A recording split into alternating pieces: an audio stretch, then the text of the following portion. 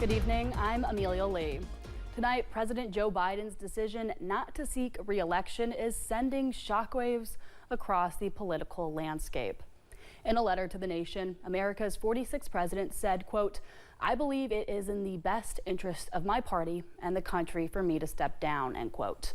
In a post on social media, President Biden then backed Vice President Kamala Harris to run in his place. Biden is the first president since Lyndon B. Johnson not to seek re-election, with 107 days until the election. Nancy Gorge is at the White House. The historic and stunning announcement from President Biden came early this afternoon. In a letter to the American people posted on social media, he said, "While it has been my intention to seek re-election, I believe it is in the best interest of my party and the country for me to stand down and focus solely on fulfilling my duties as president for the remainder of my term." The announcement threw the race into disarray. No sitting American president has dropped out of a campaign so late in the election cycle. In a subsequent post, Biden endorsed his vice president, Kamala Harris. Are we ready to fight for it? Harris, in turn, said she was, quote, "honored to have the president's endorsement, and my intention is to earn and win this nomination. We have 107 days until Election Day. Together we'll fight, and together we will win." Delaware Senator and Biden ally Chris Coons said it was a hard decision for the president. I still believe he could have beaten Donald Trump, but I also know that what he's done today is in the best interests of our nation. A slew of political heavyweights are already backing Harris, including both Clintons and many members of Congress. Pressure had been mounting on the president to step aside. A growing number of congressional Democrats called on him to leave the race as the polls worsened, donations dropped off, and the president himself showed signs of a slowdown, both physically and verbally. Look at the heat I'm getting because I named the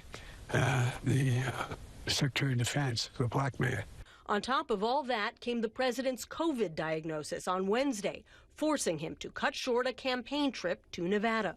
As he recovered at his beach home in Rehoboth this weekend, the calls to step down grew louder. It is time to step aside and turn this over to a new generation. My endorsement stays until he makes that decision. I'm encouraging that. The country's encouraging it.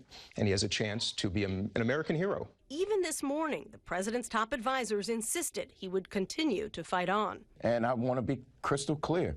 He's made a decision, and that decision is to accept the nomination and run for re-election, win re-election. After Biden pulled out, the Republican nominee, Donald Trump, slammed him, saying he was not fit to serve from the very beginning. But the Trump campaign privately wanted Biden to stay in the race, thinking he was an easier target. They've now turned their attention to Vice President Harris, attacking her in a new ad out today. Nancy Cordes, CBS News, the White House. President Biden's decision to drop out of the 2024 race has not happened in recent years. Election Day is just a little more than 100 days away. Members of President Joe Biden's re-election team says he was planning to stay in the race. Ultimately, he dropped out just hours later. Until you're sure, absolutely sure you're done, then any noises suggesting you might be willing to step down would just add to the furor. Now that Biden has officially left, he has endorsed his vice president, Kamala Harris, to replace him. President Joe Biden and former President Donald Trump had already agreed to a second debate, but there has been no word on updated debate plans since President Biden's announcement. The Republican and Democratic parties of Kentucky both weighed in to give their reaction to Biden's decision to withdraw. In a statement, Colin Elridge, the chair of the Kentucky Democratic Party, said in part, quote, "President Biden did more than just show up. He got the job done. While Donald Trump and his extremist friends may claim otherwise, one thing is for certain, America is a better place because Joe Biden met the moment and never lost sight of who he served," end quote. Meanwhile, the Republican Party of Kentucky tweeted their own response. Their statement reads in part, quote, "While we are disappointed that we will not get to see President Trump beat Biden in a rematch, It doesn't matter if the eventual nominee is Kamala Harris or any other Democrat in the country. The energy and momentum behind President Trump and Senator Vance is strong enough, end quote. We have heard from numerous national and state Democratic leaders on President Biden dropping out of the presidential race. And now state Republicans and other Kentuckians are weighing in. Alyssa Williams has more. This is not only going to be a page in history books, this presidential election is probably going to be a chapter in future history books about the United States of America. Kentucky Republican leaders are sharing their thoughts on President Joe Biden's withdrawal as the 2024 presidential Democratic candidate. Kentucky Senate Majority Leader Damon Thayer is among those speaking out. But America deserves better. I don't see how they're not going to nominate Kamala Harris.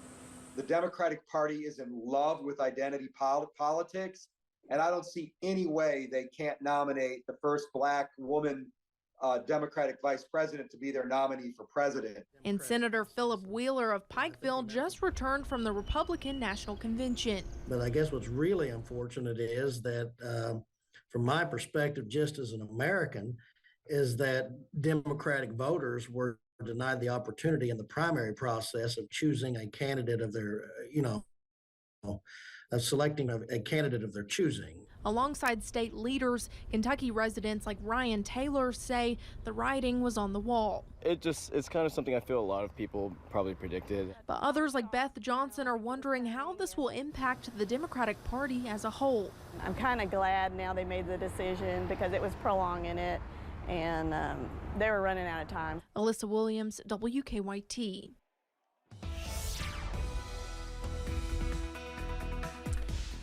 All is calm now in eastern Kentucky. We had a few stronger storms and some heavier rain earlier today. And look at those temperatures that we hit today. Not bad at all. 82 in Hazard, 84 in Jackson, and then 84 in London and 82 in Pikeville. All below average for this time of year. Current temperatures, it's already starting to get down into the 60s and some mid to low 70s across eastern Kentucky right now. But let's look at some of those estimated rainfall totals over the last 24 hours. This is one I want to pinpoint. Just here south of London, let's see if we can get that up, 3.4 inches of rain have fallen over the last 24 hours. And that is a lot of rain, especially for areas that haven't seen a lot of rain over the past couple of weeks. We are below average right now. And when rain falls like that, it could lead to some aerial flooding problems. So we want you to download that WYMT First Alert weather app. That QR code will take you to the app or Play Store and help you get the latest weather information. Amelia? Thank you, Drake. A Jeep was reportedly stolen to the Laurel County Sheriff's Office on Sunday. The Jeep Rubicon that you see here was reportedly stolen from Slate Ridge Road, that is 7 miles south of London. The Laurel County Sheriff's Office is still investigating. Anyone who has seen this vehicle or who has information is asked to contact the Laurel County Sheriff's Office at 606-864-6600. On Saturday, crews in Wolfe County were able to find a man that was missing for several days in the Red River Gorge. WYMT's RJ Johnson shares how officials were finally able to find him and get him to safety. 48-year-old Scott Hearn of Ohio was last heard from in early July. Officials in the Red River Gorge were alerted about his disappearance when his car was in a parking lot for several days. And when he ran his license plate, that's kind of what triggered this whole event, because there was a missing persons report filed in Ohio where he was actually missing from. And then we got alerted shortly thereafter. On Tuesday, crews with the Wolfe County Search and Rescue began looking for him. We immediately put team members into the woods in an area where his vehicle was parked and kind of did a hasty search that evening. And after days of searching and finding nothing, Chief John May says they went into Saturday knowing it was their last day before all hope was lost. I mean, to be perfectly honest, when we learned he'd been out here, for an extended period of time already, you want to be hopeful, but the reality of it is most people don't survive that long in a wilderness environment unless you're prepared to do it, and he was not. You can't sustain, that type of effort indefinitely. So Saturday was going to be our big push, hopefully find something. If we didn't, we would have scaled it back. When approaching the Bell Falls area one last time, A group found tracks and a walking stick, then heard a man's voice. So they continued on up through the Bell Falls area, which is really rugged. I mean, if you're not walking in the creek, you're belly crawling through Rhodo. It's that thick. And then they heard someone yell. They responded back, and then the gentleman said, "Help, help," and they asked who it was, and he said, "Scott." May says when they found Hearn, there was one thing he asked for. When he got there, Mr. Hearn just asked for a hug. You know, he wanted him to hug him, so you know, our teammate reached down and gave him a hug, and you know, he got pretty emotional at that time. And he was alert and oriented, you know, a little confused, but extremely dehydrated, and his feet were in pretty bad shape. And although in good spirits, May says it could have been a lot worse. Where he was at, he probably would never have been found. If he was not able to yell when those searchers were in the general area, there's no way they would have found him where he was at. Saying it was a miracle. In Wolfe County, RJ Johnson, WYMT Mountain News. May says they were able to get some clues from a diary found by Hearn's family, adding it could not be possible without assistance from other agencies from around the region, giving them more boots on the ground. May also says it is important to hike safely and responsibly, especially when alone.